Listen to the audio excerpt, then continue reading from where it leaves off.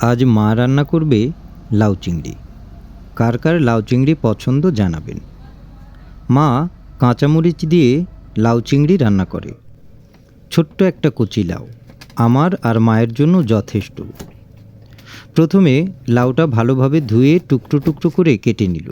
তারপর প্রয়োজন মতো পেঁয়াজ, রসুন, কাঁচামরিচ কেটে নিল। এবার রান্না করার পালা। প্রথমে গরম চুলায় কড়াই দিয়ে দিল। কড়াই গরম হলে প্রয়োজন মতো তেল দিল। তেল গরম হলে পরিমাণ মতো পেঁয়াজ কুচি, রসুন কুচি, কাঁচামরিচ কুচি দিল।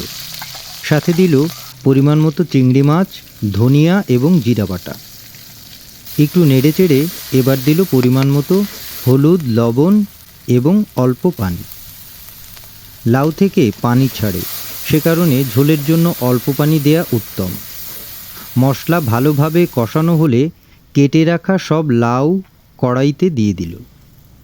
তারপর একটু নেড়ে চেড়ে সেদ্ধ হবার জন্য ঢাকনা দিয়ে ঢেকে দিল।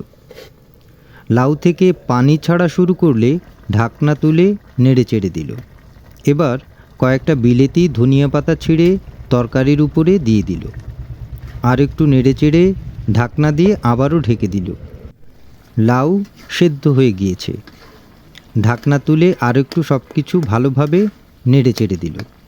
ব্যাস, লাউ চিংড়ি রান্না শেষ।